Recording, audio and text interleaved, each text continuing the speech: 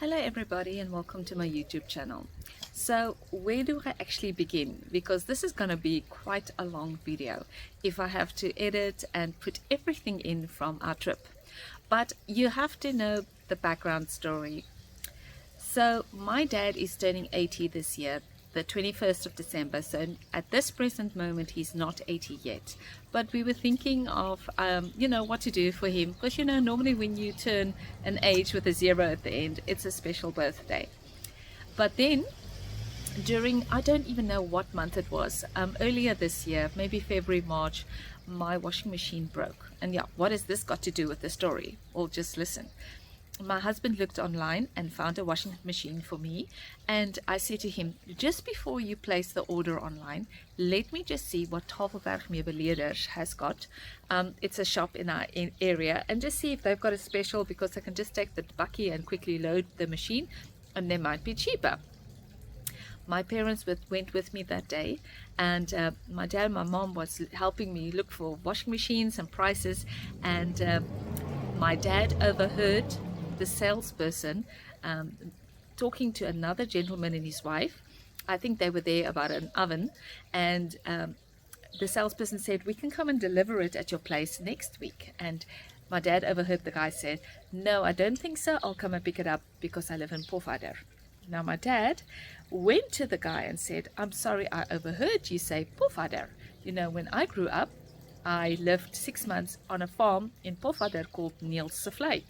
And what do you know? The guy turned around and said he is the owner of No.267. And there he invited my dad to come back to his family farm to come and have a look what it looks like. And this is our whole trip to get us to the farm. And we spent 8 hours on this farm. It was the most amazing day, but I will chat to you while I'm showing you the photos. So I hope you enjoy our trip. That was just very special to my dad. Of course, we also enjoyed it. If you ever thought that I was an organizer, my sister Esther is just way above that. She organizes so well. We went with her Mitsubishi SUV, very comfortable drive and car, and she also rented a trailer. I thought it might be overkill, but really, we filled that trailer to the brim. And then the first stop we did was at Pofadder. Here I just took a video of after Pofadder when we had breakfast. We met an aunt of my dad's, and we met a cousin that we've never met before at the retirement village, and we visited them. And we took some lovely photos that we could share between the families of them. And here is a photo. I think my cousin wanted to remain anonymous. Okay, this is the place where we're sleeping over the first night. Lots of olives. It's an olive farm. And this is me and Salome and Esther's chalet.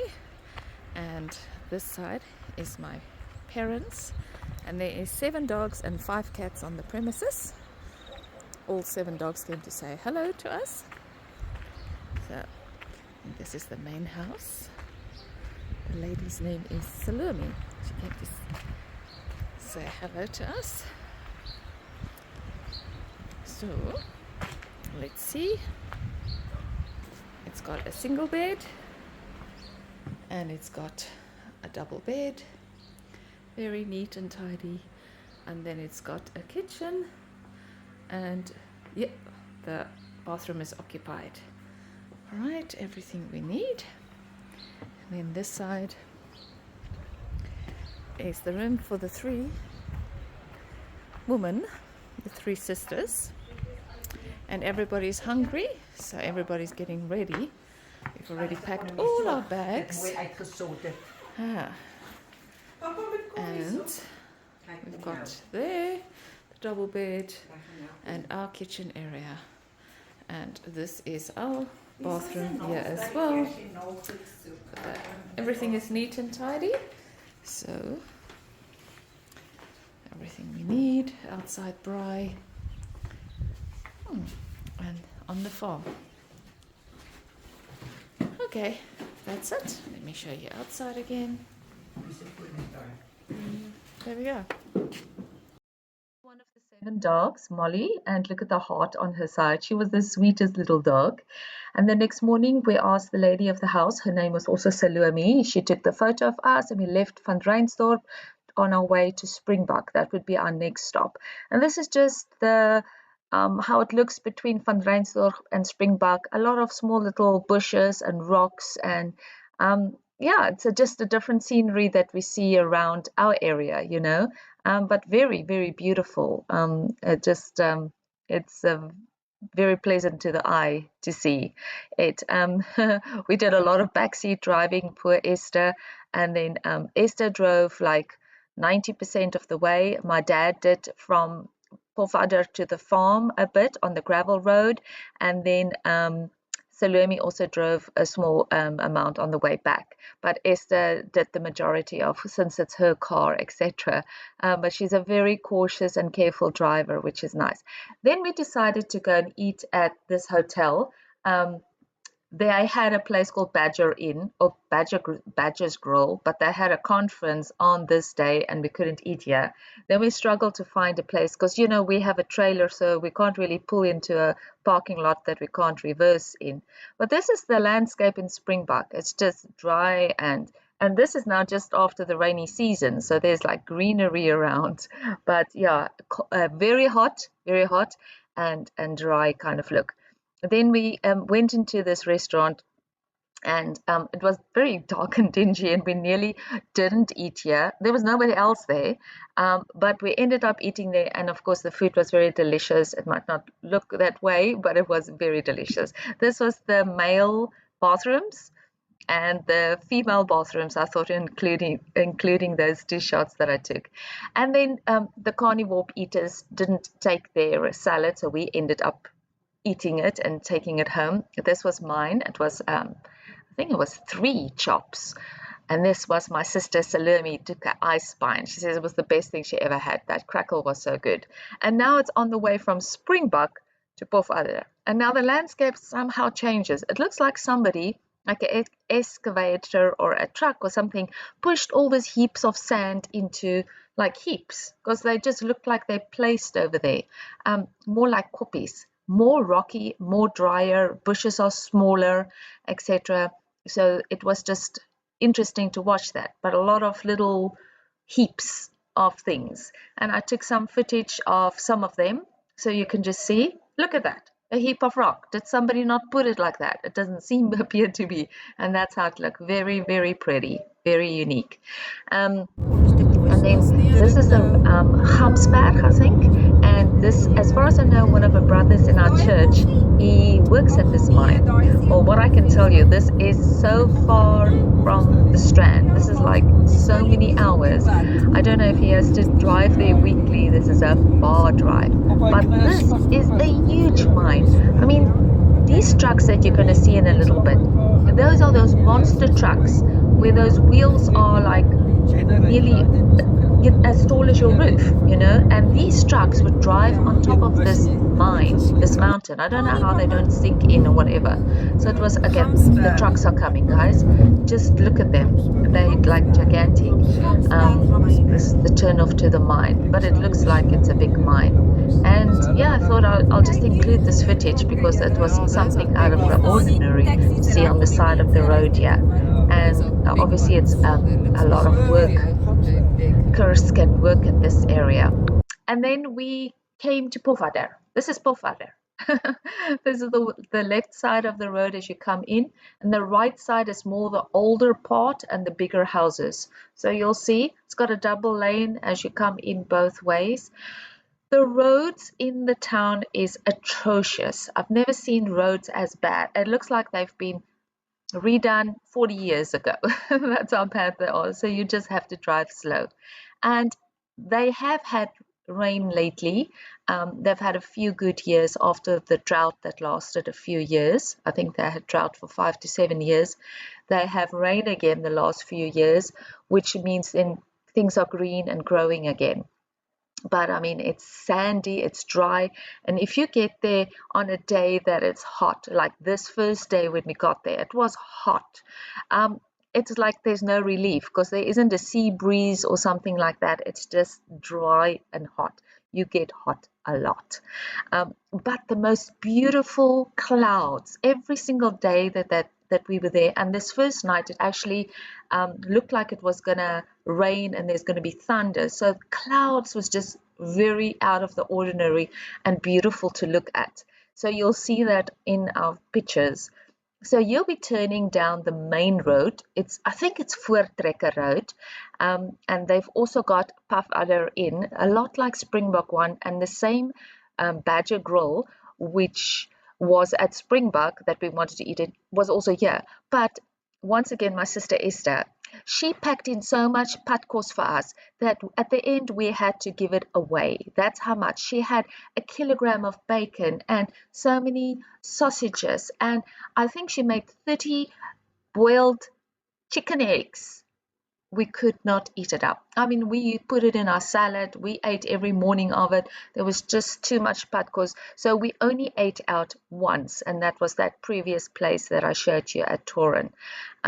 This is now the main road, so you can see that we're just driving past it, and a nice wide one, mostly buckies, farmers or whatever that visit. There isn't a lot of shops. There's a Pep, there is a Save Right, food zone, little cafes, and a lot of these cell phone kind of shops that you get everywhere. No Chinese shops. I even asked about that. There's a Standard Bank that I picked up. There's a pharmacy, and yeah. And then we lived in a Airbnb in this road called Lekker Slaap. It was very pleasant. So I am showing in the next clip how our place looked like. Very neat and clean. I can recommend it for you. So once again, we had 2 chalets, one for us 3 and one for my mom and my dad. So Esther slept on this 3/4 bed here. It was very nice laid out, and me and Salome shared the double bed, and just, you know, everything you need. A little shower, because with the dust and the heat, we needed our shower. And so obviously we just stopped off here. Oh, this little piece of grass in the chalet had a sign that says, please do not walk, because water is precious, obviously, and to keep something green in a place like this is tough. So this was my mom and my dad's place. That's 2 single beds in this chalet. Yeah, and we were happy here. We stored the trailer here safely, so we didn't have to drive around with the trailer for the rest of the Then we went, after we packed our stuff out in the trailer, we went and explored Pofadder, which doesn't take long to do since it's such a small little town.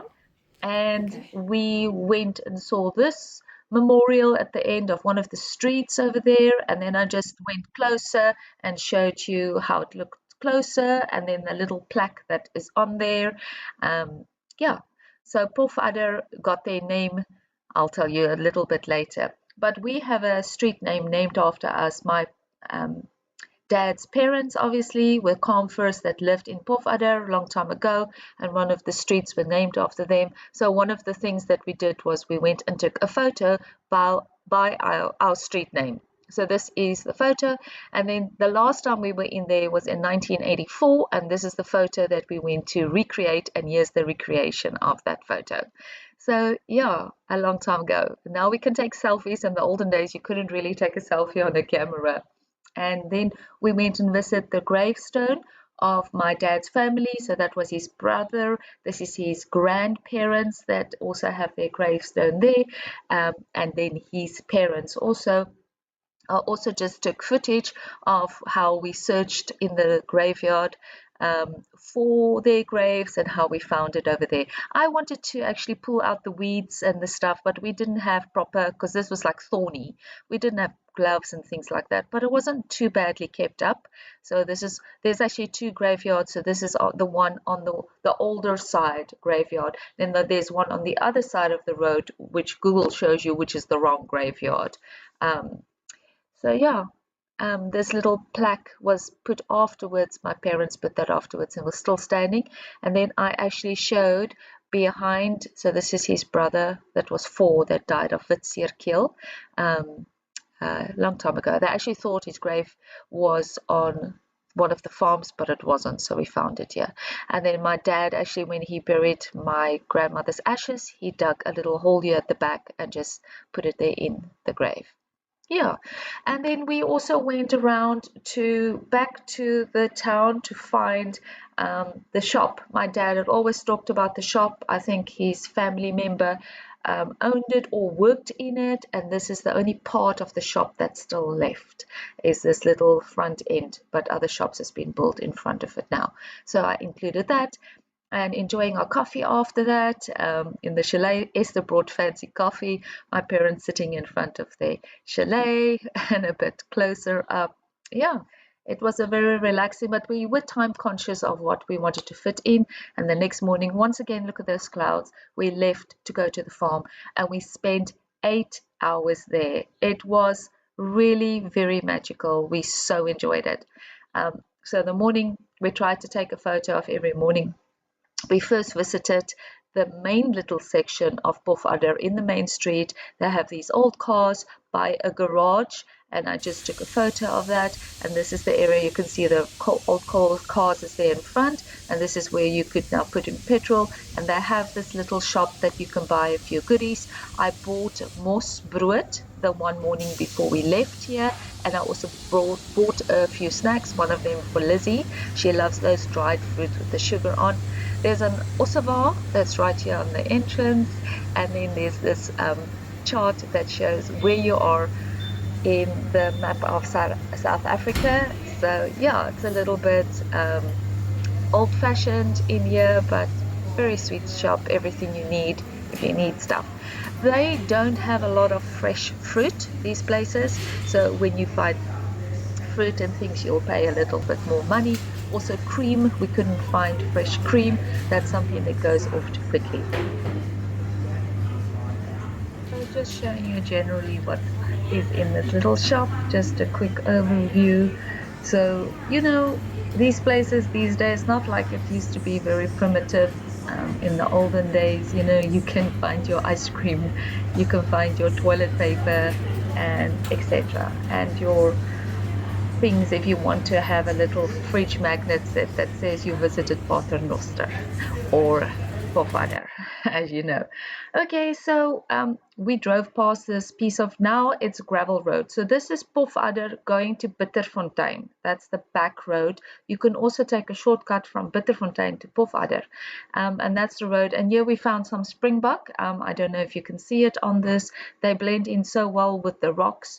And this is now the kind of scenic or landscape that you see on the way. And this was 40 kilometers we drove to get to this one gate. 40 kilometers, and we had to take it slow because the road was like what they called corrugation.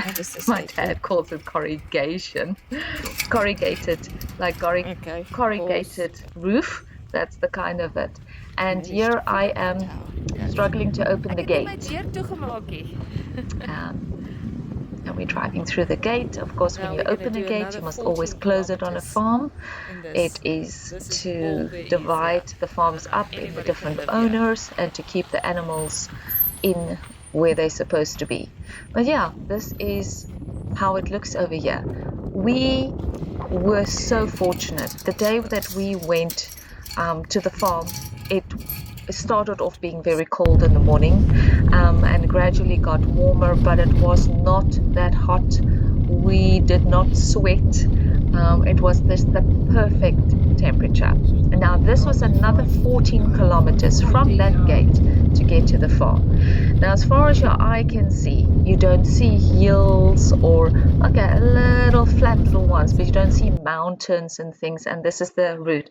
And then we started seeing trees, and we saw the trees 8 kilometers before we reached them. And all these trees that you see was planted by the owners of the farm, Jacob and Rita Kompion. They are such lovely people. Okay, Jacob and Rita. So lovely people. I mean, we've only met them once, my dad, my mom, and me. My sisters have never met them. I did all the correspondence with WhatsApp arranging for us to come and visit them, and they just welcomed us with open arms to their farm. But all these trees you see, they planted here. They're also very cautious or conscious of having a tree where their animals are. So their animals have a choice of being in underneath the shade, because I have actually asked how hot this place can get. And he says in the 30 years that he's been there, the hottest it was recorded was 54 degrees. Now, I don't think I can survive in 54 degrees. Those poor animals. Now, you can imagine how the ground would be dry after that. And they are only depending on this landscape on rain, because yes, you can water your trees a little bit. They do have irrigation and dripping water for their trees to keep that going, but the rest of it is just rain. And like, yeah, there is a lot of feed for their animals because it's been a good rain. So yeah, incredible. There's the house in between there, and it looked like a little oasis for sure. Definitely, with all the greenery around. So beautiful. And one thing about this farmer, he is very neat and tidy. We so enjoyed this.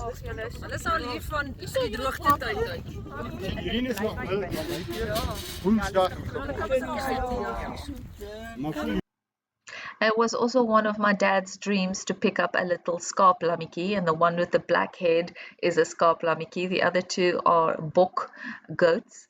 But this was so much fun. I did so much kissing with these little animals. It was so sweet. And they got bottles, and I even helped the one. The one little goat did not want to feed, very skinny, was supposed to be like force fed.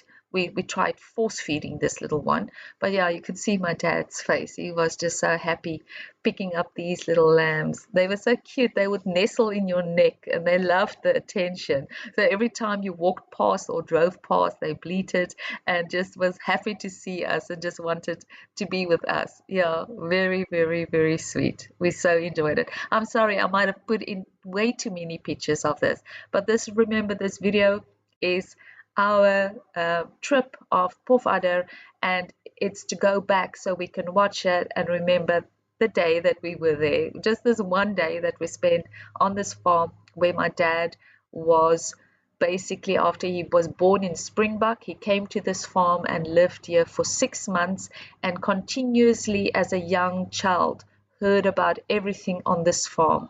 And although the farm is now subdivided into other sections, this was part of his heritage and where he came from. And although he couldn't recognize where the original farmhouse was, this was also just millstones, 2 millstones that I took that was most probably used by my dad's parents or grandparents, and it's now just laying in their yard.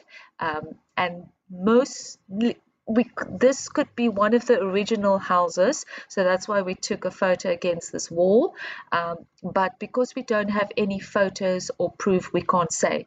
We also found 3 places that could possibly have been the original farmhouse, because during the Boerewereldoorlog, the farmhouse was actually burnt down, was part of it. The grandmother and her children and all her belongings was taken out, and she sat there and said, right, they can burn it now, because that's what the English told the workers to do. So yeah, every single corner of this farm was had a story or whatever, and like this klipkraal was the original. So this is packed out from, I don't know how many years, I can't put a date with it, but that's original to the farm. So we all just took a walk. It was so breathtaking. And here's the klipkraal from close by. There was sheep inside, and we even walked on the edge of this klipkraal. It's and like I said, I mean, look at this farm in such pristine condition. It was so fun to just walk here, but not much to see. So that little shed I'll come back to, but that is an original shed, but you can see it's been built on. It most probably it was lower, and it was for pigs apparently. But yeah, it was lamb time, so there was lots of sheep with their little babies around. Now this this over here was one of the dumping sites. Now the dumping sites just got covered with ground, and of course sometimes it washes open, or the wind, because there's quite a lot of wind that can happen on a farm like this. So yeah, that was right there, and that was one of the reasons I took my metal detector, so I could detect things. But I had too little time to do. I got a very few things. I wish I can go back. That would be a dream of mine, to go back to metal detect some more. There's the mom and the baby. Oh, cute. So adorable to see this. And yeah, he's got sheep on the farm. It's a sheep farm. And and the wife has got a few goats, and her goats is underneath this section.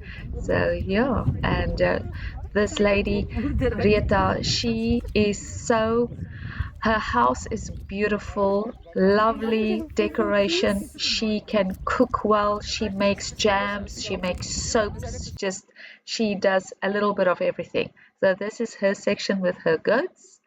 Yeah, goats are just a little bit different than sheep. We all know about it.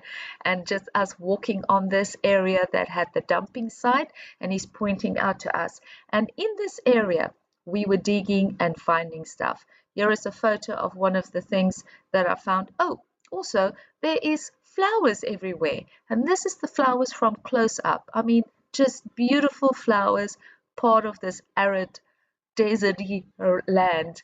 And it's just flowering everywhere. This is the ground. They get like red with sandy but a rough like kind of sand, just the typical thing.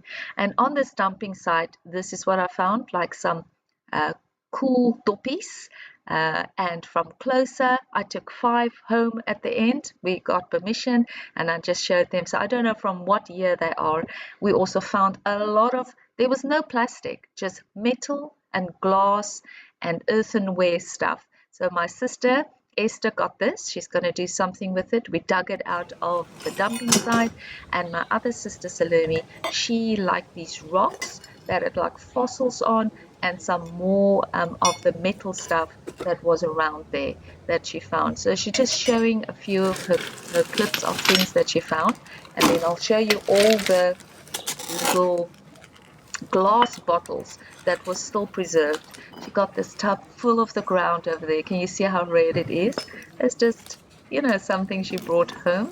And a few stones. These rocks actually, they look like gold. They glitter in the sun. You can't really pick it up over here. But yeah, one or two of the little rocks that's part of that place over there. White rocks were also around quite a lot. And then look at this, a metal piece of half of a little truck. Could have been a toy that was used on my dad's days, because it's definitely not from their era. And every single metal piece has got a story, and you wonder where it comes from. And this is some fossilized plants that are part of these. There was this button that is not made out of plastic, but plastic sounding. So there's a certain name for that too. I forgot now. And then these rocks with these little fossilized plants on the edges. They're very cute. And more metal things. I try to speed up a little bit so I don't waste too much of your time watching this video. But fascinating that the amount of bottles that was just picked up. Remember, this was not metal detected. This was just a piece of glass will be sticking out, and you would dig and you would find the whole bottle. Lots of broken ones. So many broken ones, and some of these are also chipped.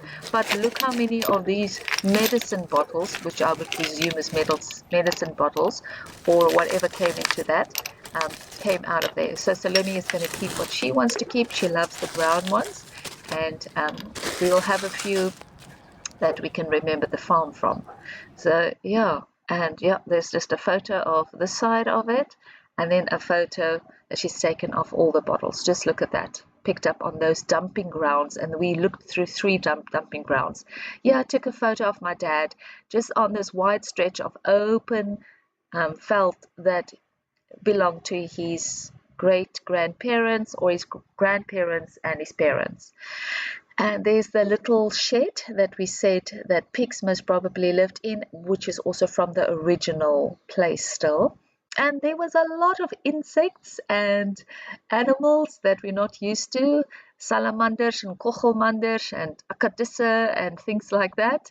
And look at this. Can you spy it on that photo? I did go closer. I think it's a, oh no, I'm going to get it wrong if I say it. It's a kind of a spider. But this thing was so funny. It ran off and then it kind of followed us.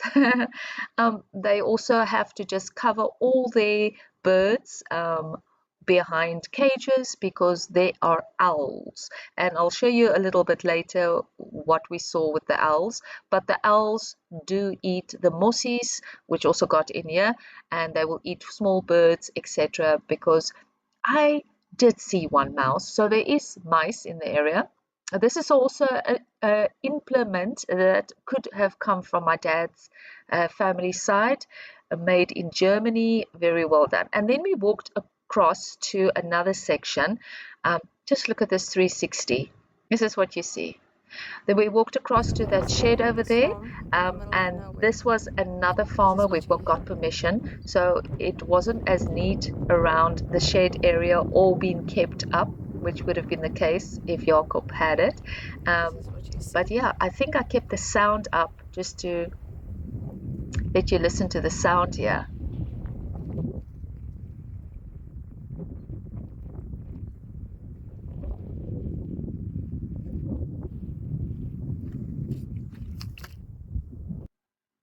So in the shed, we found little owlets from the owls that we saw flying around. And we actually thought it was 3, but it was 4. And then on this rock, can you see it? I'm going to go closer, but there's a rock sprinkaan, rots of a klip sprinkaan, like they call it in Afrikaans. It's the mom and the baby on her back or on her side. And this was just my dad and the farmer, and they were just chatting the whole time, asking things and telling things and what they can remember, and just sharing everything. And that's looking back at the farm. I mean, that's just a few hundred meters, and that's all you see. And the old dams is also still from the original. And this is what we were served: lovely, lovely roosterkoek and pompoentart and 3-bean salad and potato salad, and then meat from their farm and homemade meat because they make their own wors en skilpaadjies, and we had springbok veal. Ons is op die agterkant van 'n bakkie, julle. Ek kan nie die alweer. Pa, sê hallo. Hallo. Esther, hallo. Oesmanlandse vlaktes. Daar's van die plaas, daar's van Lily. Dis super fun, julle. Hier ry ons.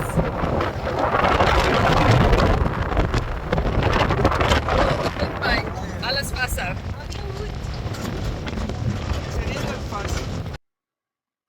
So the farmer's wife, Rita, and my mom was inside. She drove, and it felt like we were going 100 kilometers an hour, but we weren't. We were only going like 20 or 30 kilometers on this road going to another farmer's side, because there was also a foundation of a house that could have been. And just look at this.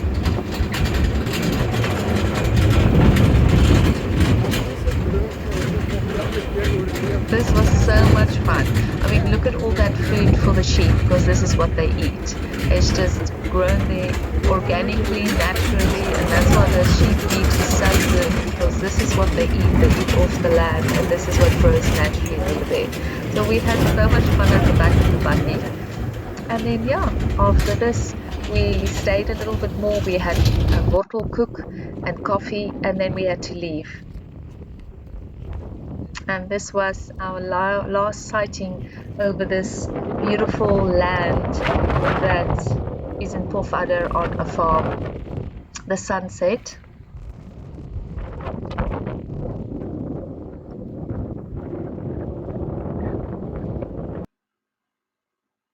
And here again, we just got going out that gate, saw some holes. Oh, there was a lot of holes everywhere, but we did not see a Pofadder. And then from there, the next morning, we went a long drive to get to the warm baths in Citrusdal, and we were in this one section that can sleep 6 people, because Henk joined us. Brother Dave and Sister Susan also joined us for one night. And this is our chalet at this place in a beautiful little kloof. It's very nice and neat. You have everything you need, and it's a self-catering chalet, these ones, and very clean. Everything is white and clean, smells lovely. So a double bed at the bottom, and these obviously there's so many options for you to sleep at this place. This is just one of the cheaper options that we chose. So these were 2 single beds over here. This is where I slept. Esther slept on the other one, and my mom and dad on the double bed over here.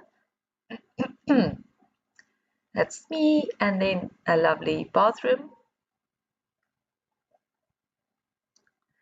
And then I just showed a bit the pool. So I didn't show the main swimming pool, which is a huge one that's hot and a huge one that's cold. They've got a restaurant there, a shop here, so many places that you can go walk and run and explore. I didn't show that. I only showed up the one little gorge is these rock pools. There Salome is sitting inside a rock pool. They are hot water that you can sit in, and they are flowing in and out the whole time. And then there's another water that is cold that's flowing into this pool. This was so lovely. There's my mom, and yes, we swam fully dressed. There's mostly old people in these places. Those are other people sitting there. You quickly make friends with the people, and then you chat, and then you keep your friendship going. That's what happened to us. And here everybody is in the rock pool over here, as you can see, enjoying it, my dad included, in the colder water, because it's not that cold, because all the hot water spills over into this cold water, which makes it, like, I would guess it's like 28, 29 degrees, this water. You just kind of walk in. And so we were all swimming and enjoying ourselves. And then the last night before we left, our neighbors that was just living next to us, and they joined us also in the rock pools and things. The gentleman is preparing for a concert, and he says, do we want to come and listen to him play the flute? And so we did that in the area where they have a pool table. We also played a game or two there, and great acoustics. So here it is.